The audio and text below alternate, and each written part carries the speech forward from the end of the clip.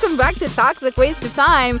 I'm Katie. And I'm Ivy, and we are back to finish our episode on online dating and all of the escapades that Katie went through researching it for us over the last 20 years. Yep. You know, I just had a premonition in 2003 that I was going to do a podcast one day, and I better get on the research then. Yeah. And so we had the boots on the ground Katie over here. She is the dear Lord. Yeah, she took one for the team. I did. And I learned a lot, and so please, listeners, enjoy some Schadenfreude listening to my shitty stories of online dating. So I'm going to jump right back into that as soon as we finish our little icebreaker. Yeah, Let's do Katie, an icebreaker, you going to spin Ivy. that wheel? Ivy, what's your relationship with caffeine? Well, you know I have an aneurysm in my brain, right? Did you know that? What? No. So I have an aneurysm in my brain. Okay. It's kind of a long story. It's not operable and it has not changed. So it's fine. Okay. It's just kind of there. 3 years ago, I had my last MRI and I graduated from having to have it checked every 2 years to every 3 years. So I go back in May to have it checked this year.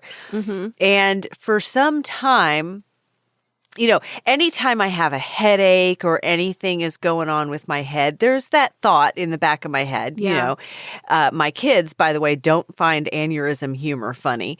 But I don't really either. But well, I mean, you know. It's your thing. Yeah. It's your thing. And if you want to deal with it in that way, then go for it. My Uncle Chuck has had an aneurysm in his brain since I was in my early 20s, and he is still alive. But I was getting ocular migraines. Oh, God. And that's the worst. They were scaring me because of the aneurysm. And so I went to my neurologist, and he said, you can only have 2 servings of caffeine a day. He did not note the serving size. So I have 2 or 3 cups of coffee every day. I haven't had any ocular migraines since menopause ended, so I don't think the 2 were actually related. But I do have maybe it was hormonal. I do have caffeine sensitivity. I love coffee. Don't talk to me until after my first cup of coffee, and tread lightly during my second cup of coffee. And then I usually have like a iced coffee that I take to work with me or something. But if I have caffeine, any kind of caffeine, after a certain time, like 2 or 3 o'clock in the afternoon, I'm not sleeping. Yeah. And that goes for, you know, an abundance of chocolate or something. Like if I eat, I love to have some dark chocolate covered something with some pretzels at night sometimes. Yes. There can't be too much of that, you know. But I have a moderate relationship with caffeine. I'm not obsessed with it, but I also don't want I'm not going to say I cannot start my day without a cup of coffee outside. Period. Okay. Yeah. Well, all right. We have a very similar relationship to caffeine then. Okay. So I also have migraines. I also have a caffeine sensitivity. Mine causes a lot of anxiety if I have too much. And too much for me is coffee every day. So I've kind of experimented this summer when I had to get a cardiac CT scan. They told me I couldn't have any caffeine for that. And I was like, well, if I just don't have caffeine for one day, then I'm going to be ill. You know, I'm going to have a headache or whatever when I go to this thing. So let me try and wean off of it so that I'm just not on it at all. When I tried to wean off of caffeine, it took 2 solid weeks of me having like splitting migraines as I was detoxing from the caffeine. And it was worse. According to my husband, that's worse than like quitting smoking cigarettes. That's worse than, you know, quitting vaping or anything like that. So that was really intense detox process from the coffee. Yeah, I can imagine. Yeah, I've Now never had a migraine with pain. Ocular migraines are different. There's no pain. Oh, see, my migraines, like, they're behind my eye, and it's like a sharp pain. And if I'm looking at a light or something, it's like you might as well stick a fire poker in my eye. That's how it feels. An ocular migraine is like a kaleidoscope in your eye. You can't see. Oh. Like it'll block. That's weird. Like if I'm looking at you and your face will be a kaleidoscope. I can't. And if I go like this, I could see you, but the kaleidoscope will move. Oh gosh, that's and so it's weird. terrifying, is what it is. Especially the first time when you know you have an aneurysm in your brain. Yes, but you my don't know what the God. fucking ocular migraine is. Yes. And oh my God, girl, all I'm so you can sorry. do is lay down. Yeah. There might come a little tiny headache after, but I've never had a full-on migraine headache. I've only had these ocular migraines, and Yes. I'll feel a little off for the rest of the day, a little bit like a little woozy, but not what I've heard about actual migraines, which I do hear a lot. If you come off of caffeine, you're going to have some kick-ass migraine headaches. Yes. Well, so that sounds bad in a terrible but different way. Yeah, so I try not to have caffeine at all every single day. I'll sort of alternate days and have tea. I have like a black tea, like an Earl Grey tea in the morning. Is that caffeine free? If I have coffee, no. I didn't think so. Okay. They do have caffeine, but it's lower Not as caffeine much. than coffee. Okay.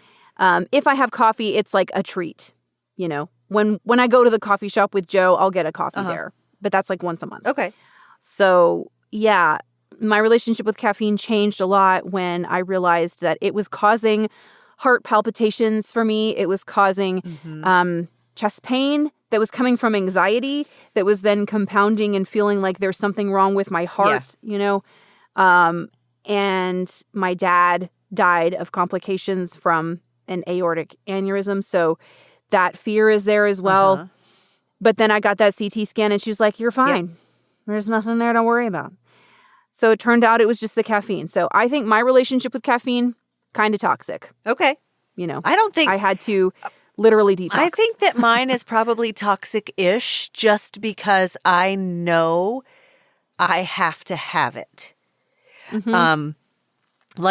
For instance, when we went on the cruise in December, I would not shut up. Like, I was even getting on my own nerves about how my head would explode if I found out that because in-room coffee on the cruise ship is not a thing anymore. You have to request it. Oh. And I was terrified because one of my favorite things in life is my first cup of coffee outside. I will go out that back door in 0-degree weather and have my first couple of sips outside. I did not do it this morning because I'm sick and my husband said he didn't want me to. It's been pretty cold here, he went and got propane for my heater yesterday. I have a heater out there. I have a blanket out there. I have a big giant warmie. I'm never cold when I'm out there. But I just... That sounds really nice. It is so nice. It's my favorite thing. Yeah. I love my coffee outside in the morning. So I just... If I'm in a hotel that doesn't have a balcony, I'll have my coffee in the room. But if it's warm enough, I'll walk down and go outside just because that's how I typically start my day and I love it. But I think that my relationship with caffeine is, I would say, toxic-ish. Because it's that need to have it. It's a definitely an addiction. I'm not sure, but I possibly could be fooled by decaf. Okay. Like if somebody put decaf in my coffee, I think that a lot of things for me are mental and not physical. Yeah. Same. So I think I could be fooled by decaf. See, I just need to try decaf because I love the taste of coffee and the experience of like that hot coffee in the morning, which is why I like tea. You know, a nice English breakfast tea or something is a similar. And tea is, they say, healthier for you, but it's healthier for me because it doesn't give me the chest pain and the palpitations. Yeah. So That's where Well, I'm at. try a half Yeah. calf. Maybe so. Yeah. Maybe so.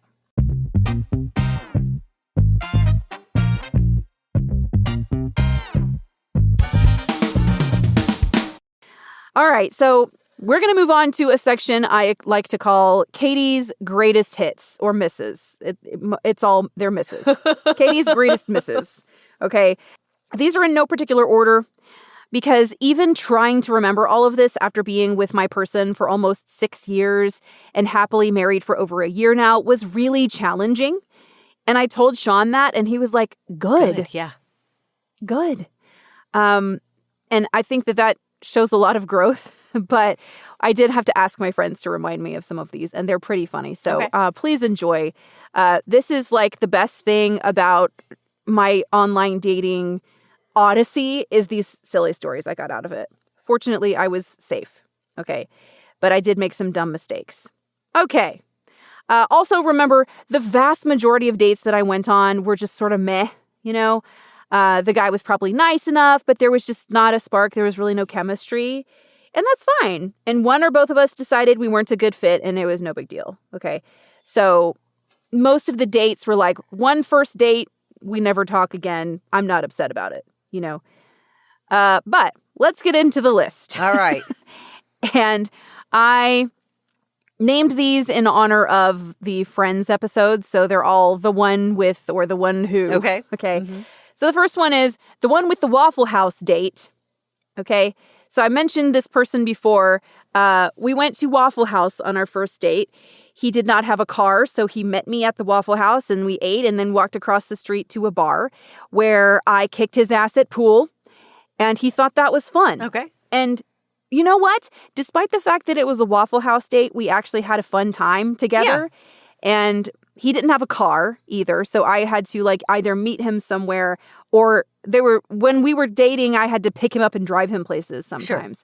Sure. And so I was just kind of used to going out of my way for him because I lived like 45 minutes away from him.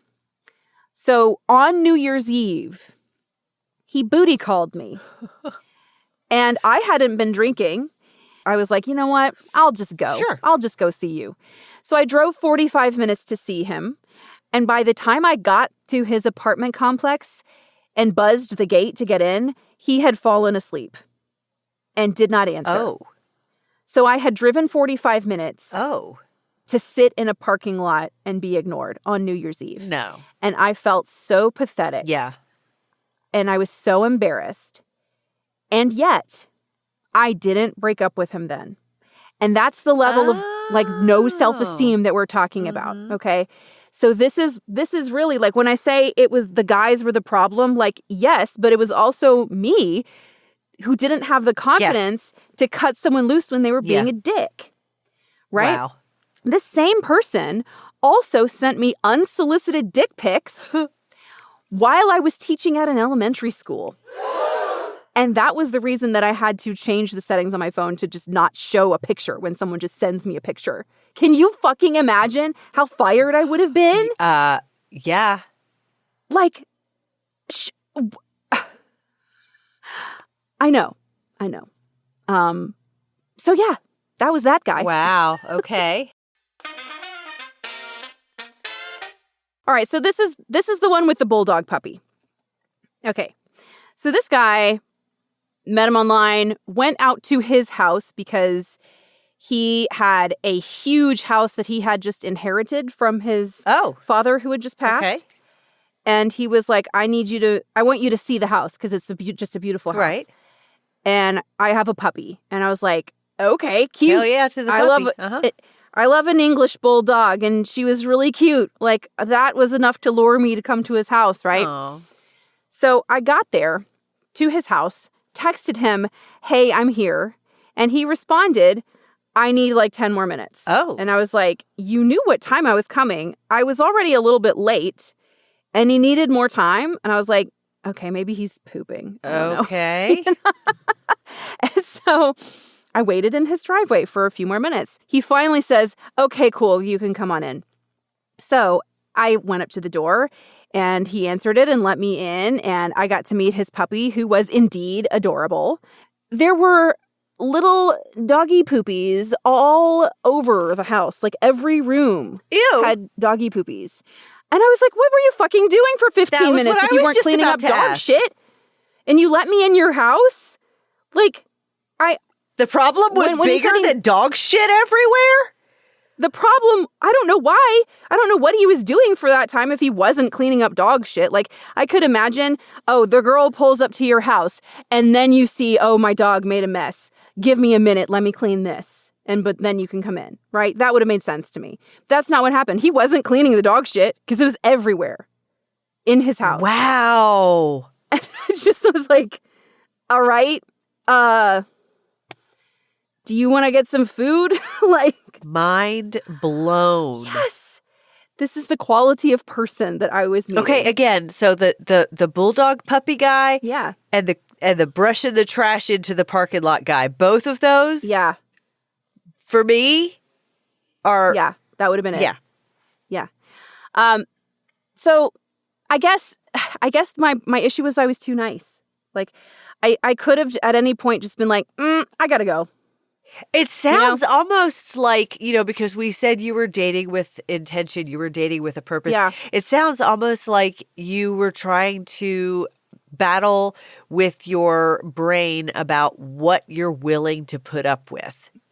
Like, is trash in the parking lot or dog shit everywhere something I'm willing to put up with? Yeah. And it was not, but I still was like, the guy's dad just died, I'll give him some grace.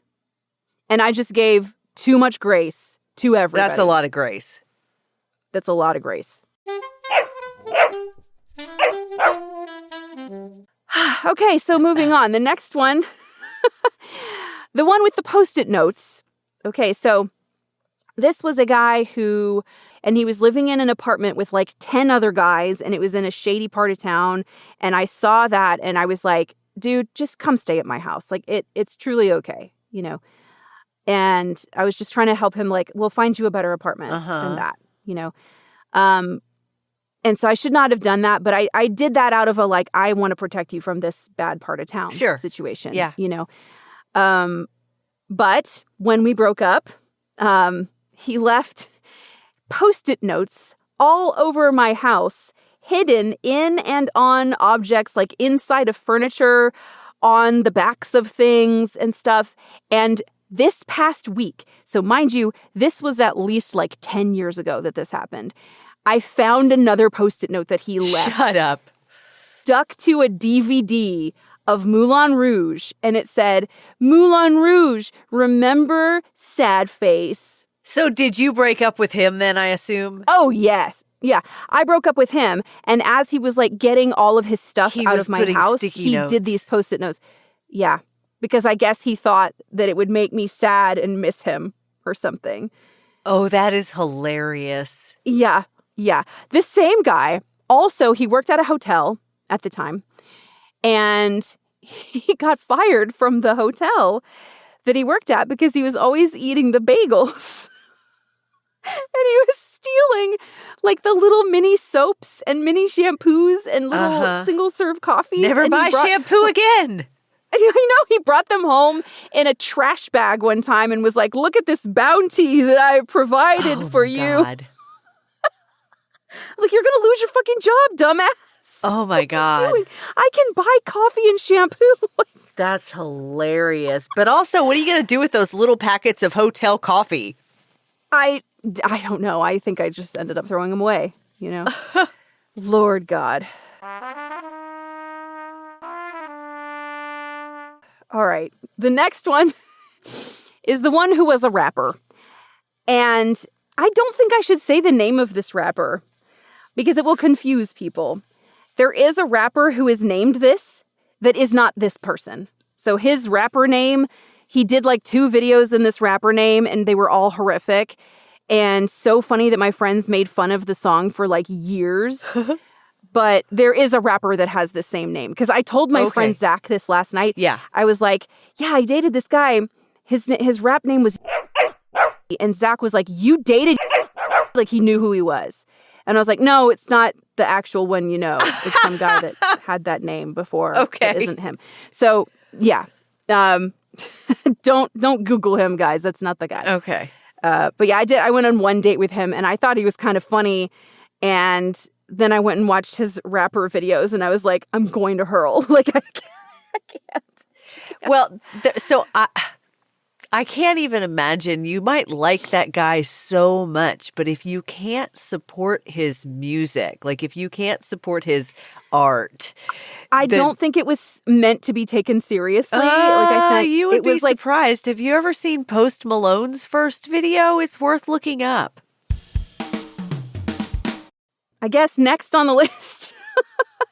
Next on the list is the one who flew me to San Francisco. See right there, I love that. I want someone to fly me to San Francisco. So this person had been extremely recently divorced. Like, I don't even think his divorce was finalized when we met. Okay. And because of that, he was very open with me about that. And I was like, okay, look, we're going to take it really slow. I think we should both date other people for a while, you know, and we're not going to have a commitment until we're both actually ready. And, you know, because I didn't want him to jump into another relationship that didn't seem healthy. He told me very honestly he was seeing another girl. Okay. Which I was cool with. It's the multi-dating. Yes, this was multi-dating. Then at a certain point, he sat me down and was like, okay, I'm going to go exclusive with this other girl. And I was like, didn't we just talk about how that's a bad idea? And we agreed, you know? And he was like, wait, yeah, you're right. So I convinced him that he should still be multi-dating, as he put it. And he was like, all right, fine. Do you want to come with me on this business trip to San Francisco? And I was like, sure. Yeah. I've never been to San Francisco. Weed's legal there. Let's go. So, I had an interesting trip. I had too much edible and had a panic attack. But weed hasn't been legal room. there for that long. This must have been towards the end of your... He was like the last one I dated before I met my husband. Yeah. And I had a panic attack because I had too much gummy. And he got me through the panic attack, which was nice. But then he broke up with me like the day after my birthday. Oh. And it was weird. He gave me a very expensive birthday gift. And all this time he was like kind of overspending and trying to show me how much money he had. But he had gotten fucked in the divorce and he had like a crappy car. He was still in like a small kind of rundown house. And I was like, what's the deal? Like, how do you have all this money, but you're not like liquid enough to have a nice... it was confusing. And I wonder if he was like lying to me or if it was all in credit cards. I don't know. But anyway, it was my birthday. He bought me a very expensive fountain pen for my birthday. And listeners, I am a fountain pen enthusiast. I have a collection. I love them. Some of them can be very expensive.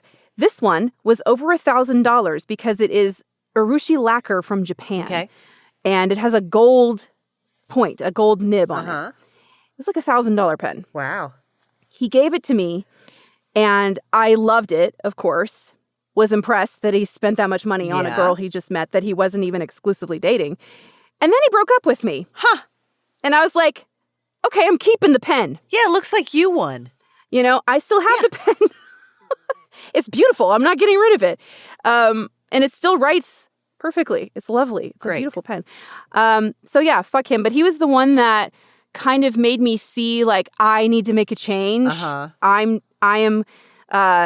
It was me that was the problem, you know, because if I had had the confidence when he just said, hey, I'm going to date this other girl, if I had just been like, okay, fine, fuck off. Right. Because when you said that, I was like, well, see, and this is why it took me 15 years, you know, like truly, if I had an older sister or even just a close friend that was a little older than me that could have said, this is what you're doing wrong.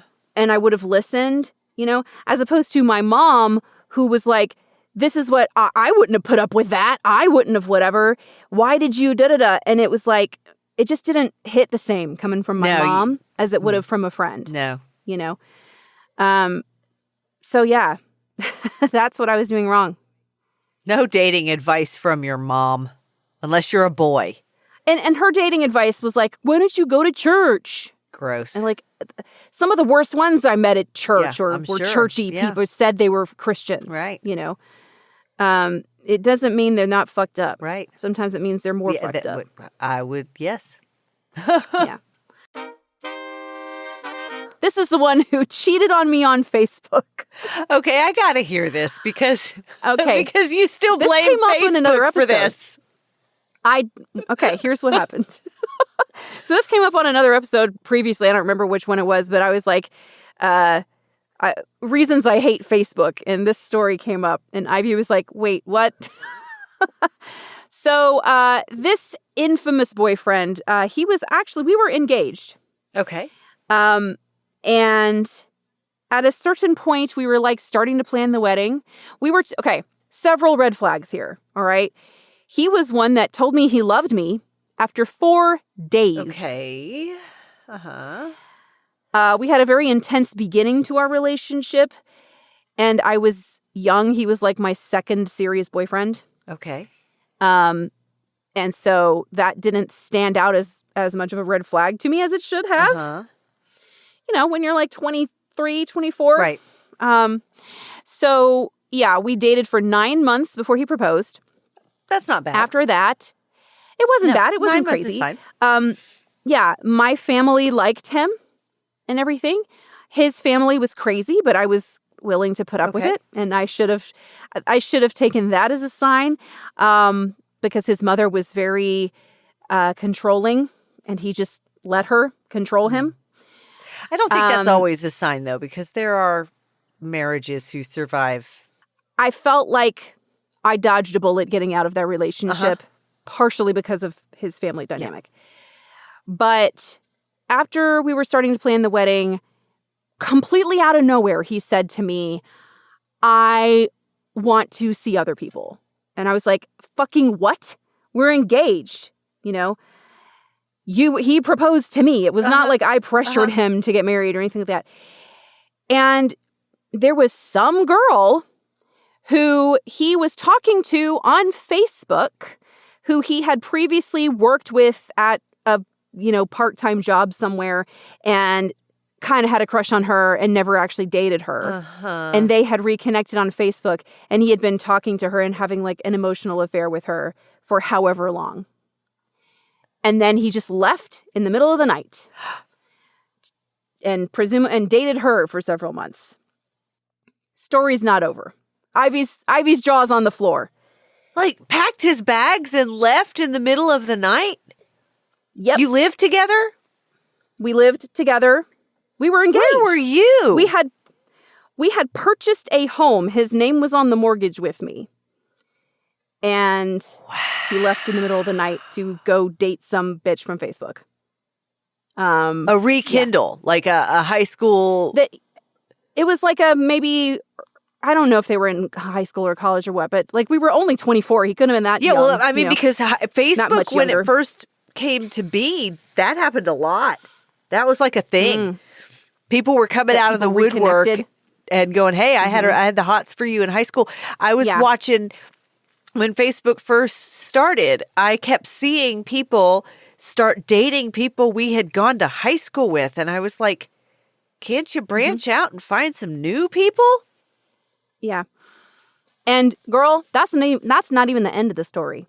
So that whole thing happened. He dated her for a few months, then came to his senses and showed back up at my house again in the middle of the night.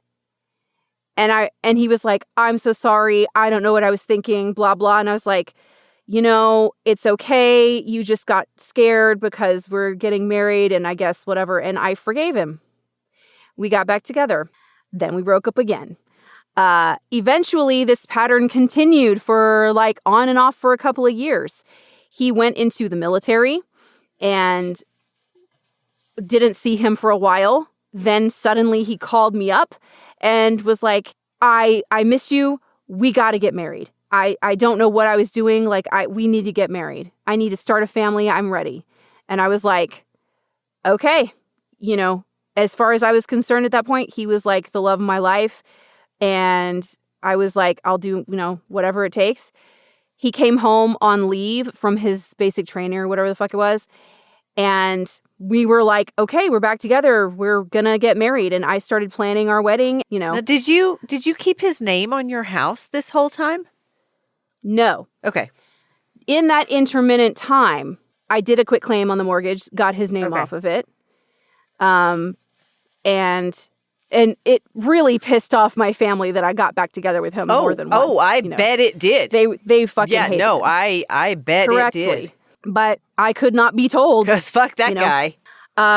Eventually what happened was I was planning the wedding while he was off doing his training for the military.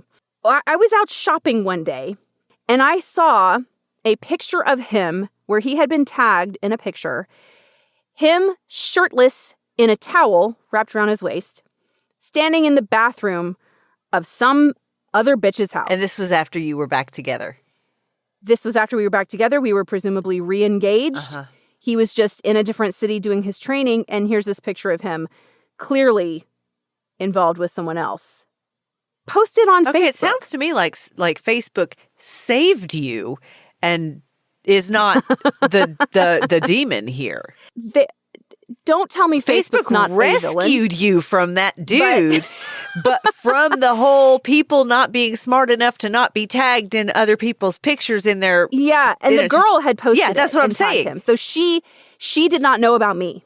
No, but hey, don't tag me in anything because of the military or because of this or because of that. He could have come up with anything. But see, we weren't Facebook savvy back then. So Facebook saved you from this dude.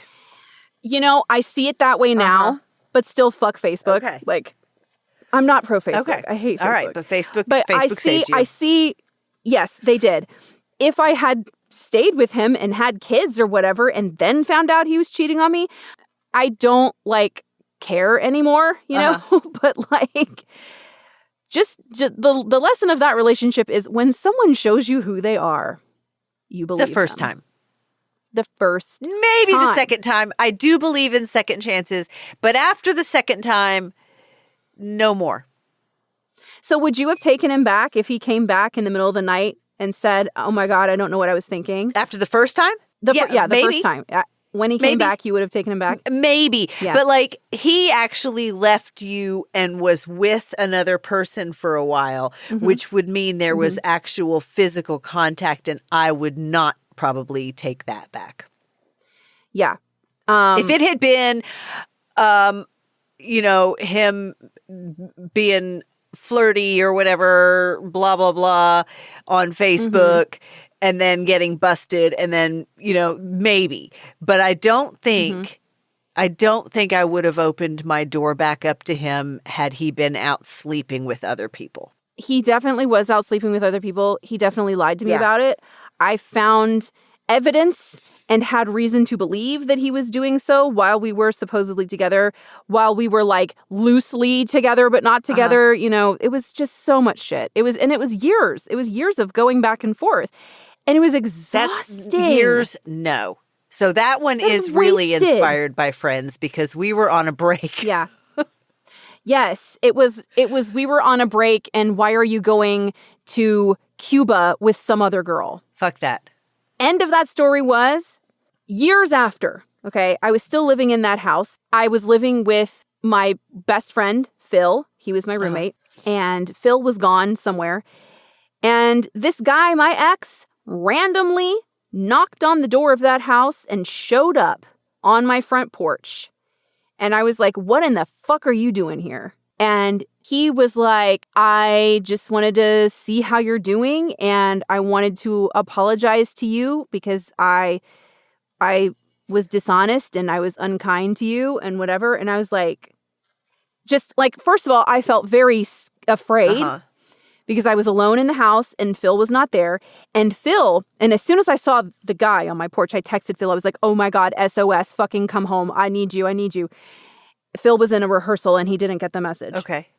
And Phil, to this day, he'll tell you that he kicked his own ass. He was so mad that he wasn't able to come home and get this guy off our porch. I did not let him in the house. We just stayed on the porch. He asked about our cat. And I was like, he's fine. You cannot see him. And I think the reason he came and did that was that he was in some kind of 12-step program and he was making amends. Maybe. Like, that was the energy, you know? And I told him, like, listen, I do not hate you anymore. I don't have the energy to continue hating you, but I do not ever want to see your face or hear your name. Yeah, or exactly. Your voice ever Just again. be done. And that was it. I never did hear from him again, but I just thought that was pretty fucked up. Yep, it is pretty fucked up. Next is the one who wanted to pick me up in a fire truck. I'm so down for that. Pick me up in a fire truck. I regret not just letting him pick me Why up. didn't you? But he would have had to have my address. And I had learned not to do that at that point. Yeah. Yeah, Well, can you pick me he's up a at the firefighter. mall in a fire truck? Well, he wasn't supposed to do anything in a fire truck other than answer a fire call. But he was like, I'm at the fire station and there's nobody here and I could just bring the fire truck over if you want to ride in the fire truck. He could have gotten in trouble, huh? Yeah, he would have gotten in major trouble. Because I don't think cops are supposed to pick you up in their cop cars either. No. And what if there had been a call at the fire station while he was out picking up some chick in a fire truck? You know? Everything about this story makes me wish it had happened. I kind of wish it had happened too, because it would have been on him. But like, at the time I was like, you'll get fired. You don't even know me. What is this? Well, I mean, I see firemen drive the fire truck to the grocery store all the time. Really? Yeah. The my Kroger, I have seen firefighters there very frequently, and there's always a fire truck sitting outside, and the firemen are in there shopping. And now when I do the breast cancer walk every year, there's a picture every year of me in the back of an old-timey fire truck that a guy owns, and it's a working, still painted the right way. I think it's actually still in some way a fire truck, but he can do that with it. And I had a cop as a next door neighbor who was also a preacher who also cheated on his wife. So, Ouch. But he used to take us to the church where he was a preacher in his cop car. Well, maybe I don't know what the rules are. I don't know what the rules are either, but that does not seem like it it's was legal. Appropriate. Yeah. It did not seem like it was a good idea. But because he had said that and that was so bold and kind of fun, I was like, well, let's just meet at this restaurant, whatever. I mean, you can give me a ride in the fire truck later, whatever. But then we went and met each other on the date, and he was so goddamn boring. I couldn't tell you a single thing about this person. That's a shame. There was it was disappointing because, he wasn't, I don't think I was that attracted to him either, but if we had a fun conversation, that counts for a lot, and we just didn't, Yeah. He was like, and who doesn't want to date a firefighter, right? Right. A lot of these dates I went on, the conversation was just it was pulling teeth to get the guy to talk to me, and I didn't want to have to work that hard to have a conversation with someone. Yeah. So, all right, we're down to the last one, Ivy. Oh my God. Okay, so this is the one who told me he wanted to know how my body worked. So I went on a couple of dates with this guy. He was very smart. I did not think he was very smart, but he does not know how the female human body works. Well, so this is, So we went on a few dates. I didn't find him that attractive. He seemed okay, but there was something about him that I just kind of was a little uncomfortable with him. And I wasn't sure what I couldn't put my finger on it. Then we were at his apartment one time and he wanted to make out. And I'm also of the opinion of if we get to the point where you want to kiss me and you haven't shown me any major red flags so far, I'll kiss you. That's okay. I feel like that's fine. Sure. If I tell you to stop after that, then you're going to stop. But I'm open to kiss somebody and see if they're a good kisser, right? I'm married now. Remind you, I'm married now. So don't come trying to kiss Katie. At the time, I was open to kiss someone who wanted to kiss me, regardless of how attractive they were. Sometimes the people surprise you, and sometimes they're a damn good kisser, and all of a sudden you're like, oh, okay, I see. I was not familiar with your game. This one was not the case. He was not a very good kisser. And then he wanted to escalate the situation, and the thing he whispered in my ear to like get me to continue making out was, I want to know how your body works. Ew. And I was like, do you not have Google? Like, Ew. have you never how do you and yeah, it was the ick. Yeah. I got the ick. And I was like, goodbye. I'm going home. Yeah. And he was like, why? We're having fun. I'm like, I don't feel well. I'm going to leave. Yeah. And by the way, don't say that to another girl. Oh God. Yeah, that was gross. And my friends that I told these stories at the time, they would tease me about this constantly. You know, like my friend would hug me for sure and whisper in my ear, I want to know how your body works. And I'd be like, that friend is me. That friend was also Phil. Ew. Yeah. Uh-huh. When your besties make fun of you for these things, my God. I hope you enjoyed those wild stories. I'm glad to have told them one last time, and now I can delete them all from my brain. Huh. Until you write that book. Okay. Okay, so before we get to Katie's happily ever after, where is the best place in the World Wide Web to find your perfect match? My go-to for all things relationships since I was 14 years old, Cosmo gave me a list of the most popular dating websites, and there are a lot of them. 21 in this article alone. Some are niche, some are open to everyone. And I do not have all of them listed. I just picked my favorites of the 21 because that would be a long list. The newest one is called Circa, which is CERCA, which I think is neat. It's created by and for Gen Z people. Okay. So it will only match you to folks who are already in some way connected to you. So like mutual friends or communities or schools or things that you have already in common.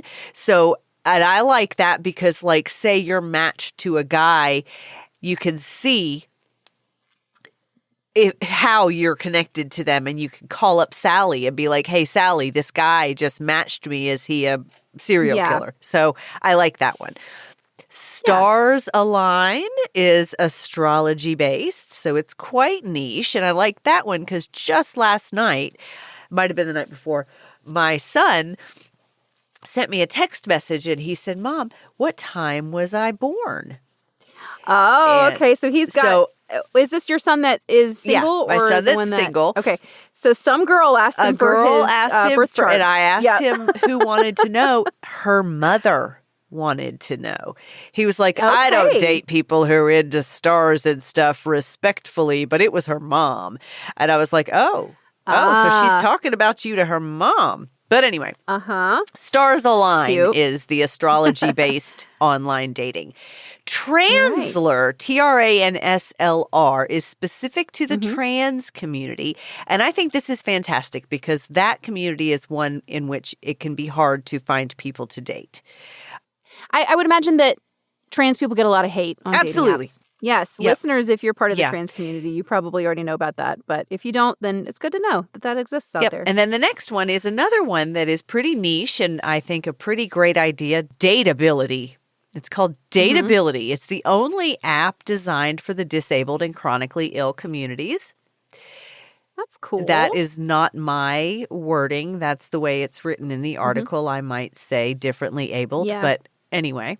Again, something that I guess people may be reluctant to share about themselves with strangers because you don't know how that's going to be received. And also not something you want to hold back when you meet someone online or whatever.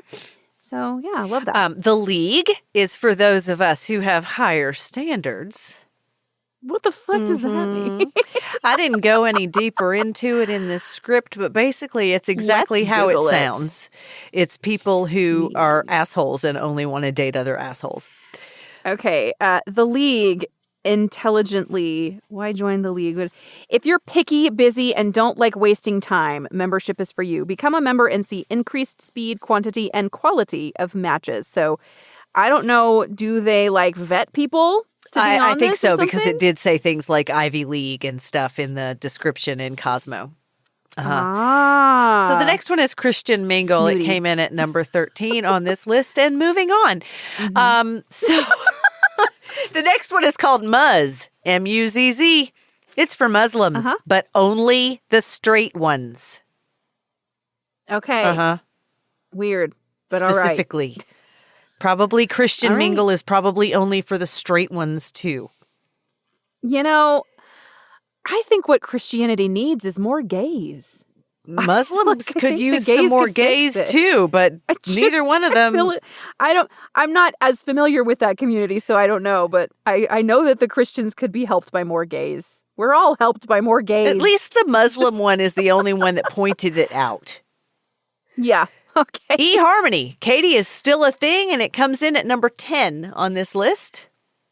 You know, that questionnaire was thorough. But BLK. block off a couple hours to do it. BLK is for Black folks and Black communities, and I'm not sure what the difference is there, but it said it. Chispa, CHISPA, is for Latinos.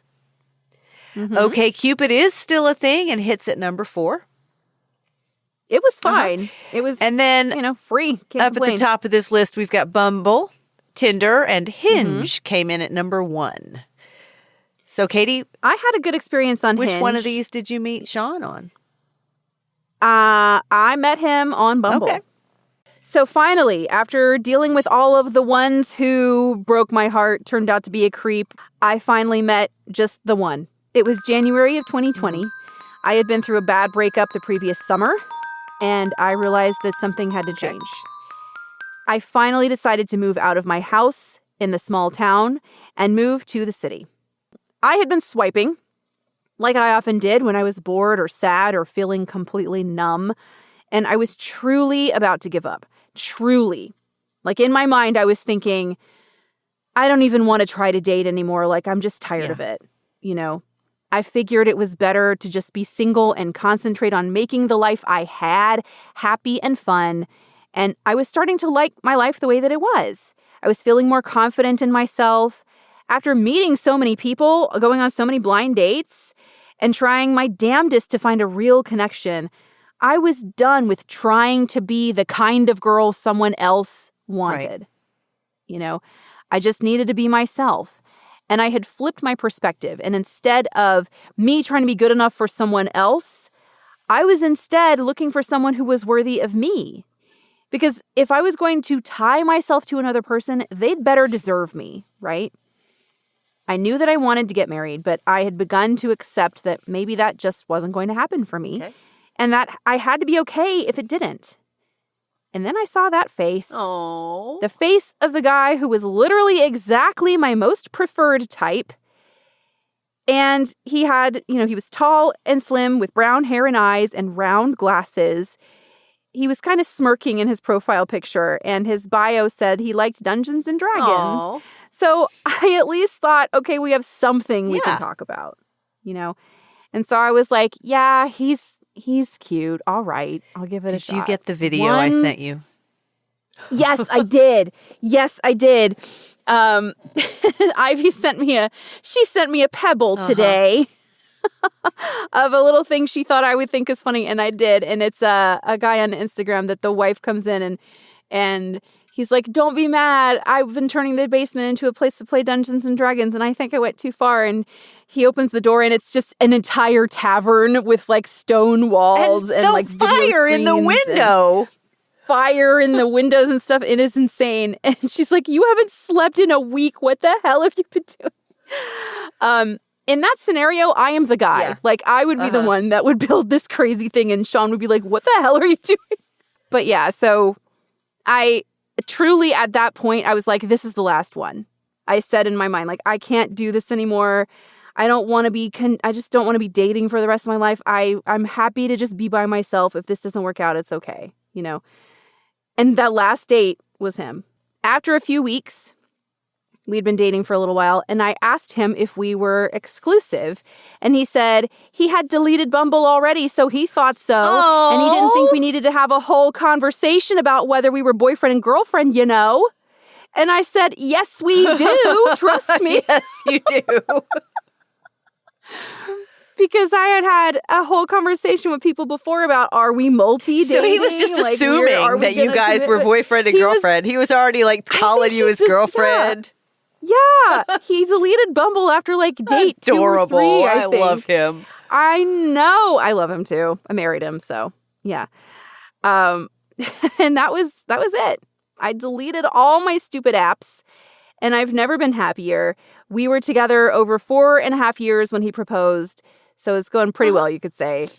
And I tell him if he ever doubts that I love him, he can remember that I dated literally every man in the state, and I determined him to be the best one. So Katie was the judge. I was. I met every single one of them. And some of them who weren't single. Some of them who were not even quite divorced yet. I kind of don't envy you. Like, I don't think you should. No. Do I wish I had had some dating experience? I don't think so. I kind of envy you, you know? Because when I think about it, like, I may never get a 50th wedding anniversary because I got married when I was 41. Well, I may never get a 50th 91. wedding anniversary because I married a chimney. Yeah. I mean, we all, that goes for everyone. Yeah. You know, anything can happen. But we're about to have 33, so we're getting closer. Yeah. Yeah. We're going to go to Sedona, Arizona. Oh, go to where all those magical ley lines cross. You know, I love me some Sedona, and it's an amazing thing that my husband also loves Sedona because that's really cool. I would think that he would call it hippy dippy shit, but he felt it. Cool. I would love to go out there. Well, so online dating, is it toxic? Yeah, it's fucking toxic. It's fucking toxic. But I don't think it's a toxic toxic waste of time. So I think, like sports, it's going to fall into toxic-ish. Don't you? I mean, you met your husband. I did. I would say, like anything, it depends on the person, you know. I feel sometimes like I caught the last helicopter out of Saigon. Yeah. Because obviously, less than 2 months after I met Sean, the pandemic happened, and I do not know what I would have done to get through that without him. Like, if we had not had each other and I was going through that whole thing alone, it would have been so much harder. Like, he was such a comfort to me during that time.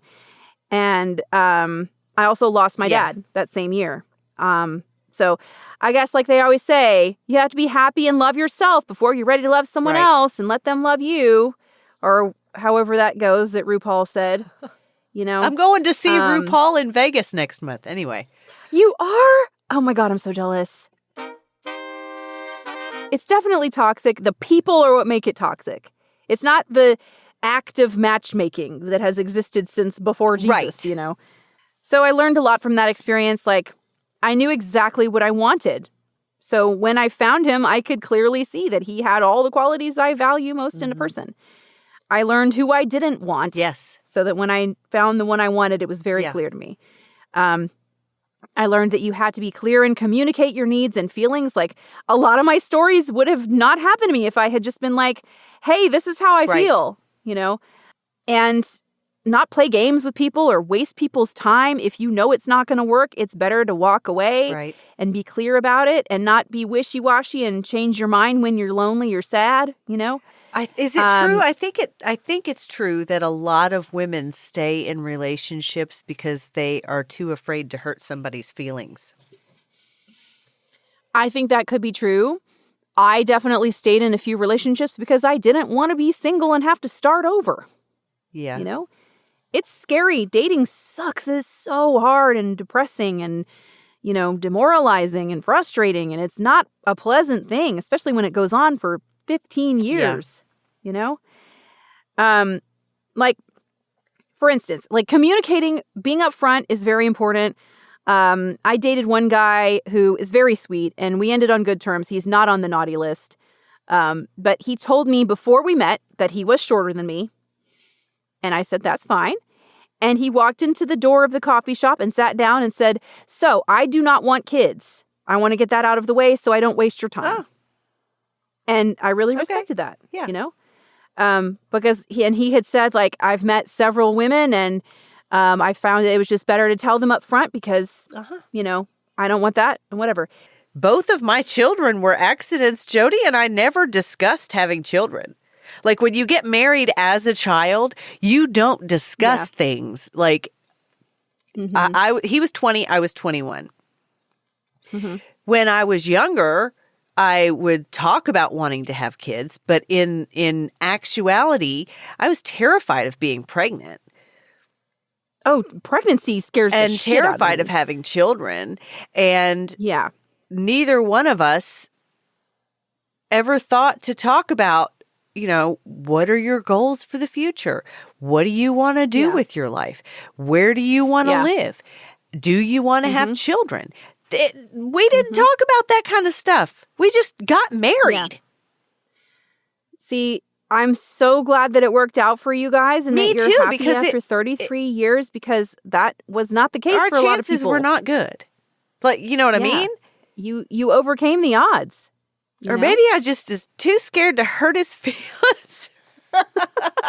I remember, like, I think Sean and I had that conversation early on because, like, when I was younger, I would have loved to have children if I had gotten married when I was, like, in my 20s or even early 30s, But now, I'm too damn tired for that. Yeah, no, I know. Especially after being a teacher for so long, I felt like I've had enough kids. I know a family who all their kids were either almost in high school or in high school. They were in their early 40s and she got pregnant. That would be like a gut punch for me. Like, we're done. This is over. Everything's done. Yeah. And now our life is set the way we want it. And now we're doing it again. Yeah. Right. I have a friend that happened to her as well, that she had like a surprise daughter when she was in her, I think, early 40s. And I have friends also who have, a much younger sibling because that happened. So, yeah, it's definitely way better to just discuss these things and make sure you're on the same page, because it's actually a lot easier to end a relationship when you're like, well, I wanted to have kids and he didn't. Yeah, when there's a fine, like an absolute. Yeah. It's like, all right, well, now you can find someone who's aligned with you on that. Seems hard though. I remember if you're in love with each other. It was still hard. Yes, you want to discuss those things before you feel like you're in love. I think before you reach a point where it will hurt to let go. Yeah, you need to discuss those things. Ivy. Do you think online dating is non-toxic, toxic-ish, or a toxic waste of time? I think you already said you don't think it was a waste of time. I don't think it's. You'd be hard pressed to find me say something is a waste of time. From the outside looking in, I think it's definitely all three of those levels of toxicity all wrapped up in one. I find hookups to be a toxic waste of time. It's just icky to me that you can find a rando online and just immediately go have sex with them. I can't wrap my brain around that. And that is definitely not my idea of smart. But also I'm a prude, as I've been told. Using matchmaking services, whether it be a human matchmaker or a computer, it's been going on forever and will continue to go on forever. I don't think that's the toxic part. I think the toxic part is, like you said, it's always going to be human behavior. The toxic part is the people.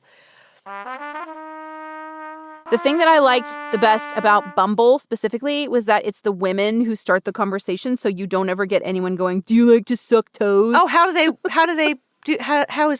work? Where only the women start the conversation? Yeah. You match with someone and then the girl chooses whether or not to talk to them. And the girl sends the first message. What if you're lesbians? Well, I don't know. Let's look it up. Okay. Let's see. Okay. Bumble is for lesbians and supports LGBTQ. First move. In same-sex matches, women to women, either person can initiate the chat. But the first message must be sent within 24 hours, a feature that is helpful for motivation. Okay. I forgot about that. I think that also helps, that if you match, you only have one day to send a message or not. Okay. I guess that makes more sense. In a same-sex relationship, anyone can start the chat. Got it. Okay. But for straight couples, it's the woman. Okay. Cool. Now we know. Yeah. So, listeners, I hope you enjoyed that little dive into the Schadenfreude swimming pool of some bullshit that happened to me. Most of it was my fault for being too nice or dumb or whatever. Uh-huh. Don't make the same mistakes as me. Be safe if you're going to do online dating or meet anyone online. Absolutely. Follow the safety protocol and take care of yourselves. If you have a comment or want to send us a email, what do? Ivy? They would send that to contact@toxicwasteoftime.com. Yes, we love getting emails. We've gotten a few from listeners over our time just saying hi, and we appreciate that. So if you just want to say, hey, I liked this episode, that will just make our day. And if you could rate and review us too, that would be fabulous. Absolutely. Yeah. It looks like we have the most listeners on Apple Podcasts. So particularly if you're listening on Apple Podcasts, if you could rate us, that would be great. Super. We would love that. So yeah, please join us next week when we will be doing a little bit of a pivot. So Ivy has got me ready to watch an episode of The Facts of Life, which I have never seen any episode of The Facts of Life. So we're going to look at one particular episode and talk about it and see if it has aged well or if it has aged like milk. So we're going to talk about our relationship to The Facts of Life next time on Toxic Waste of Time. And also you can hit us up on Facebook or Instagram at Toxic Waste of Time. Thank you for listening, and we will see you next time. Keep swiping. Bye. Bye-bye.